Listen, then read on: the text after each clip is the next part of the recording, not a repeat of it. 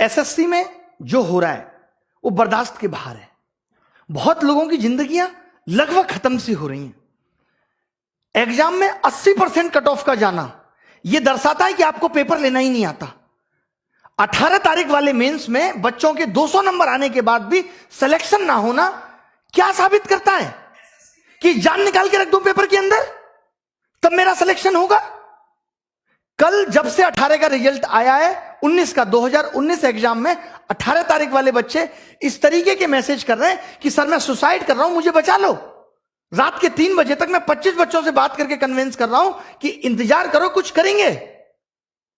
हम सरकार को इसलिए लेकर आए थे कि यह सरकार पहले वाली सरकार से भी बेहतर काम करेगी और हमें रोजगार देगी, बट इस सरकार ने तो सारे रोजगार खत्म कर दिए। महंगाई चौथे आसमान पे है। पेट्रोल का दाम इतना बढ़ गया कि अब आप बाइक नहीं चला सकते। रसोई गैस की कीमत इतनी बढ़ गई कि वापस अब चूल्हे पे आना पड़ेगा। एक तरफ तो आपने कमाने के साधन छीन लिए, एक तरफ आपने हर चीज का मूल्य बढ़ा दिया और आप कहते हैं हम करप्शन करते नहीं, और जनता कहती है यह सरकार बहुत अच्छी है। 2019 में इंडिया करप्शन के स्थान पे 80 नंबर पे थी और 2020 में वही 86 नंबर पे हो गई। मैं पूछना चाहता हूं, अभी तो जांच बैठी नहीं, तब 6 अंक आगे निकल गई। जिस दिन जांच बैठेगी तो पता चलेगा ना कि करप्शन हो कितना रहा है। क्या बिना करप्शन के वैकेंसी खत्म हो गई?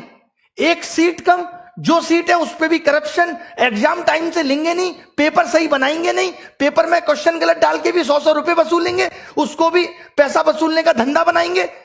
एक साल में 2 रिजल्ट एक साथ देंगे, बच्चे को कंफ्यूज करेंगे कि तुम 18 भी भरो, तुम 19 भी भरो, उसे उलझाए रखेंगे। रिजल्ट इतना लेट कर देंगे ताकि वो बोल ही ना पाए, टूट जाए। जैसे कहते हैं ना, कोई अगर आपसे उधार पैसा ले ले, उसको हर दिन कॉल करने दो, रोज उसे घर आने दो, एक दिन वो आना भूल जाएगा, अपने पैसे भूल जाएगा कि भाई मैं इससे ज्यादा परेशान नहीं हो सकता। कल इन्होंने रिजल्ट दिया और मार्क्स के बारे में बोल दिया बाद में देंगे। अब ये पता है मार्क्स कब देंगे?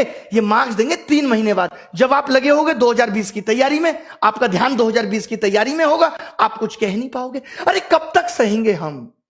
अब युवाओं की हुंकार लेके रहेंगे रोजगार। अब अगर रोजगार नहीं मिला ना तो देश स्तर पे उठा लेंगे। इससे ज्यादा मैं कुछ नहीं कह सकता। हमारी मांगे क्या है? आज ये वीडियो बहुत महत्वपूर्ण है। मैं उन सब लोगों का दर्द बयां कर रहा हूं जो 4-4, 5-5 साल से तैयारी कर रहे हैं और आपकी एक गलती की वजह से उनकी जिंदगी खत्म हो जा रही है। एज रिकॉग्निंग इशू लगातार 2015-16 तक एज अगस्त से काउंट होती थी। अभी कोरोना काल था, आपको छूट दे सकते थे, लेकिन आपने फिर से 1 जनवरी से एज काउंट कर दी। नहीं होने देंगे, आपको अगस्त से वापस काउंट करनी पड़ेगी। एक छोटी सी गलती, अभी जो लोग नए जुड़ेंगे, जिनको पता नहीं है एसएससी के बारे में, मैं उन लोगों को बता दूं कि ये एक मेंस के पेपर को 3 दिन में लेते हैं, 15, 16, 18। 15-16 का पेपर ये नॉर्मल बनाते हैं, 18 का पेपर ये इतना हलवा बना देते हैं जिसमें बच्चों के 200-200 नंबर आते हैं, 190, 195। अब जब ये नॉर्मलाइजेशन करते हैं तो वो सारे बच्चे बाहर हो गए। अब आप एक बात बताइए, जिस बच्चे का नॉलेज बहुत अच्छा था, जो खुद से 200 नंबर ला सकता था, जो बच्चा खुद से 200 नंबर ला सकता था, वो अपना पेपर 1.25 घंटे में करके बैठ गया, तो आपने उसका स्किल कहां टेस्ट किया? वो तो पौना घंटा उसका बर्बाद हो गया पेपर के अंदर। और अब आप कह रहे हो कि आपके जो 200 नंबर थे वो उन बच्चों के मुकाबले कम है और उनको आपने 160 पे ला दिया और उन किसी बच्चों का सिलेक्शन नहीं हुआ। ये कहां की इंसानियत है? अब आपको 2019 का 18 वाला मेंस दोबारा कराना होगा। लड़ाई उस मेंस को दोबारा कराने की है। जब आप 20 लाख बच्चों का प्री 20 दिन में करा सकते हो, तो आप 1.5 लाख बच्चों का मेंस 1 दिन में क्यों नहीं करा सकते? क्या आपके पास इतने रिसोर्सेज भी नहीं रहे अब कि आप पेपर का लेवल एक जैसा रख सको? मतलब आपने एग्जाम का मजाक बना दिया है, क्योंकि आपको करप्शन करना है। और करप्शन को दबाना कैसे है? यह सबसे अच्छा तरीका है, क्योंकि जब बच्चा पेपर दे के आता है तो उछलता है हवा में, 190 का कराया, 3 महीने बाद रिजल्ट देते हो, उसका सारा हौसला टूट चुका होता है। 190 नंबर का 200 नंबर का 200 में करने के बाद भी अगर सिलेक्शन नहीं हो रहा तो इसके लिए कौन जिम्मेदार है? पिछले 2 साल से लगातार कट ऑफ 80% जा रही है, इसके लिए कौन जिम्मेदार है? कॉम्पिटिटिव एग्जाम में 80 नंबर कट ऑफ जाना कितना सही है? क्या आप पेपर का स्तर नहीं बढ़ा सकते जिससे आप उन बच्चों को भी सेलेक्ट कर पाए जिनके अंदर वास्तव में टैलेंट है? अगर एसएससी अपने एग्जाम में एबीसीडी देने लगे तो कैसे ये निर्धारित होगा कि कौन बच्चा जॉब के लायक है और कौन नहीं? अब सरकार से हिसाब मांगना पड़ेगा। अब हमें बहुत बड़े बड़े कदम उठाने पड़ेंगे। 2020 के लिए क्या कदम उठाने हैं? प्री क्वालिफाई करो अगर एक दिन में नहीं करा सकते तो। मेंस एक दिन में कराना होगा। 18 नवंबर वाला मेंस दोबारा होना चाहिए। एसएससी के अंदर वेटिंग लिस्ट होनी चाहिए। 80% कट ऑफ क्यों जा रही है? पेपर का स्टैंडर्ड बढ़ाओ, भले ही सिलेबस के अंदर होना चाहिए पेपर। जब इलेक्शन का रिजल्ट 7 दिन में आ सकता है और एसएससी का रिजल्ट अब तक नहीं आया 2018 का, हम 2021 में 2018 का रिजल्ट आपने फाइनल नहीं किया और बच्चों को 2019 का चस्का दे रहे। लो चूटो, लॉलीपॉप है, चूसो भैया। बच्चे को ध्यान ही नहीं है कि उसने 18 भी दिया था, सो गया है वो बच्चा। मोदी जी कहते हैं मैं अभी देश के लिए ऐसा कर रहा हूं, आगे पता चलेगा। डिमोनेटाइजेशन हुआ, आगे पता चलेगा। जैसे एक बाप ये कहे अपने बेटे को रोटी भी ना दे और कहे कि बेटा मैं आगे आने वाली पीढ़ी के लिए कर रहा हूं, आगे आने वाली पीढ़ी के लिए प्रॉपर्टी खरीद रहा हूं। आगे आने वाली पीढ़ी तो जब आएगी जब ये बेटा जिंदा रहेगा। आगे आने वाले लोग तो तब आएंगे जब युवा जिंदा रहेगा, जब हम लोग जिंदा रहेंगे। किसके लिए कर रहे हैं मोदी जी? अब मैंने ये डिसाइड किया है कि 5 दिन के अंदर हम ये हैशटैग चलाएंगे, मोदी _रोजगार_2। 5 दिन के अंदर, यानी आज 25 तारीख को सुबह 11 बजे पहली चीज। और जितनी भी आप देखिए ये मीडिया जो है पारी हो रही है, ये दिखाती है। ये मीडिया श्वेता का ऑडियो वायरल हो गया, ये दिखाती है। ये मीडिया विनोद दिखाती है। ये मीडिया जोमेटो वाला सोनू दिखाती है। ये मीडिया तैमूर ने किस कलर का कच्चा पहना, ये दिखाती है। इस मीडिया को ये नहीं पता कि युवाओं का दर्द क्या है।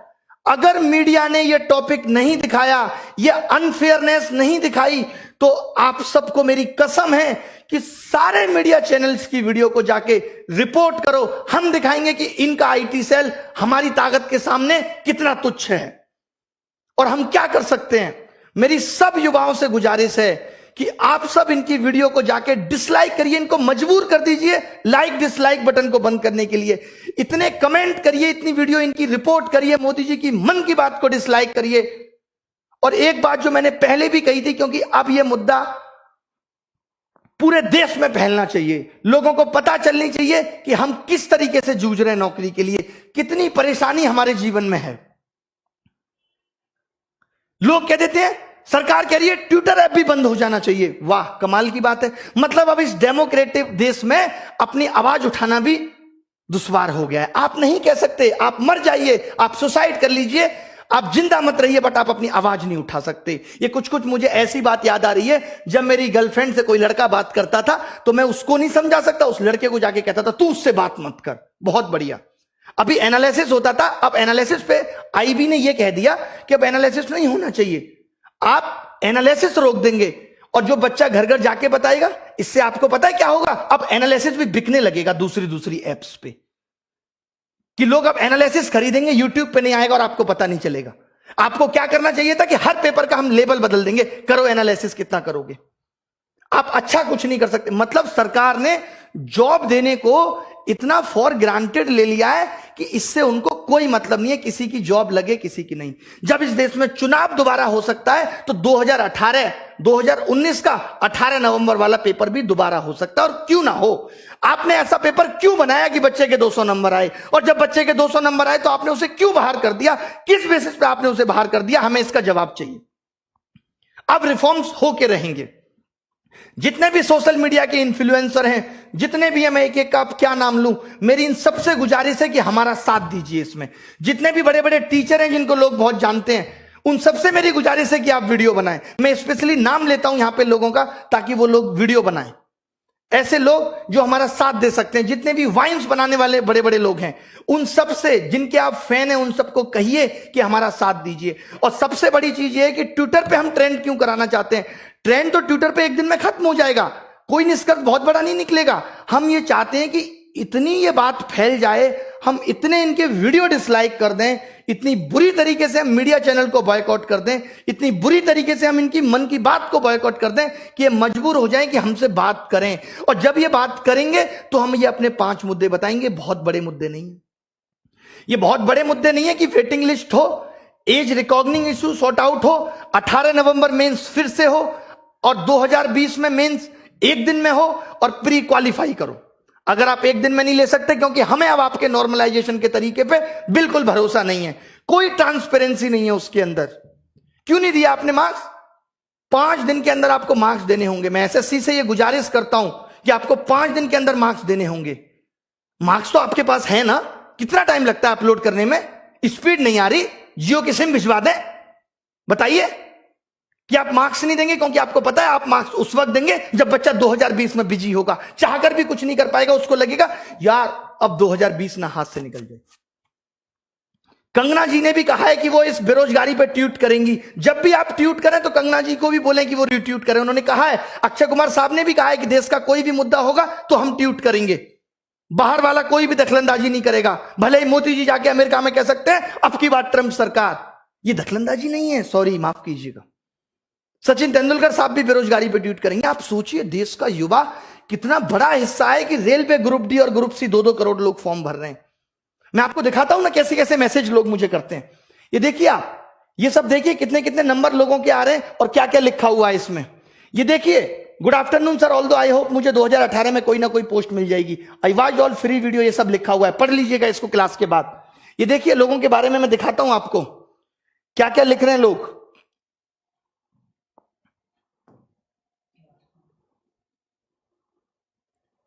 ये सब आप पढ़ लीजिएगा। ये देखिए, मेरा 481 रॉ स्कोर, एससी कैटेगरी में सिलेक्शन नहीं हुआ। इसको देखिए, सर मैं सुसाइड की सोच रहा हूं, बचा सकते हो तो बचा लो। ये लोगों के मैसेज है। पगले हो क्या? तुरंत मैंने कॉल किया, उसको समझाया, सर कुछ तो करो, आपसे मेरी एक्सपेक्टेशन है।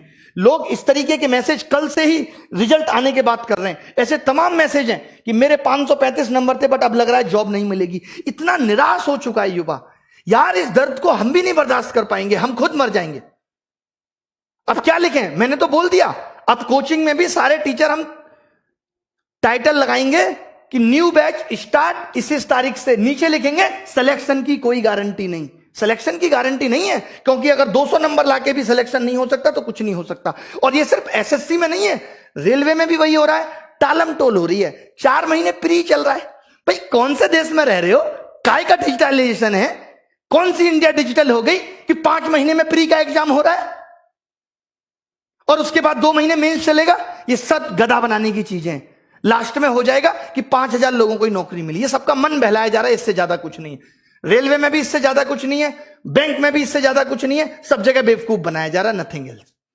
तो मेरी उन गुरुजनों से भी रिक्वेस्ट है जो रेलवे का पढ़ाते हैं, उनसे भी रिक्वेस्ट है जो बैंक का पढ़ाते हैं, कि कम से कम आप भी इस पे वीडियो बनाएं कि मोदी _ रोजगार _ 2। मोदी को हमने जी भी नहीं लगाया, बहुत हुआ सम्मान, बहुत हुआ सम्मान। अब मांगे आपको समझ में आ गई होंगी। अगर आप अपना भला सोचते हो तो मेरी गुजारिश है कि इस वीडियो को मोदी जी तक पहुंचाओ। और अब बात तभी बनेगी जब सरकार बात करेगी। हमें सिर्फ बात चाहिए, इसके अलावा कुछ नहीं। हमें बात करके बताओ, इतनी ट्रांसपेरेंसी बताओ। कॉन्ट्रैक्ट बेस्ड जॉब खत्म होनी चाहिए। जो आपने 10-10 हजार पे लड़के रख रखे हैं, आपको मालूम है जो 10 हजार पे भी सरकार लड़का रखती है, 12 हजार पे, उसमें 12 हजार ठेकेदार भी कमीशन खाता है और ऊपर तक कमीशन जाता है। यानी वो एक लड़का भी सरकार को 35 हजार में पड़ता है, जो अपनी कोई रेस्पॉन्सिबिलिटी नहीं निभाता। और जो बंदा यहां से पढ़ के पहुंचेगा, जिसको नॉलेज है, उसको सरकार नहीं रखेगी। हम कह रहे हैं उसको 35 हजार दे दो। आप उसको 35 दे दो, वो खुश है। 4-4 साल से बच्चे तैयारी कर रहे हैं, 5-5 साल से बच्चे तैयारी कर रहे हैं। माँ बाप भी कब तक इंतजार करे?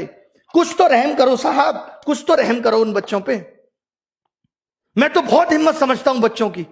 निकल लिए होते हम तो, कहीं रेडी लगा रहे होते, रिक्शा चला रहे होते, अगर हमारी स्थिति ये होती तो। कैसे आप बर्दाश्त कर रहे हो? कैसे उस घुटन में जी रहे हो? कितना मजबूर करोगे भाई? कहते हैं ना मोदी जी, एक बात ध्यान से समझना, किसी को उतना ही जलाओ कि वो आग आपको ना जला दे। जब एक रबड़ को खींचते हैं ना तो थोड़ी देर दर्द होता है, फिर वो टूट जाती है, वो तार अलग हो जाता है।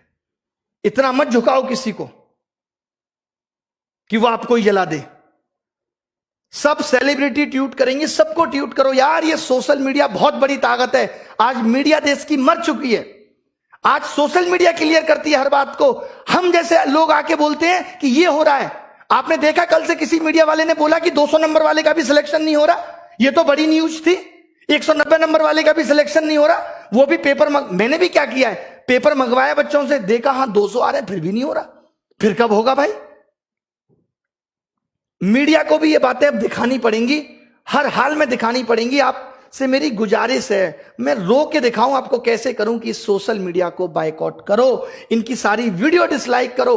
5 दिन लग जाते हैं ना इसमें, कुछ तो सुधार देंगे आगे आने वाले लोगों के लिए, कुछ तो भला कर जाएंगे, हमारा भी नाम लोग लेंगे कि हाँ भाई उन्होंने कुछ भला कर दिया था।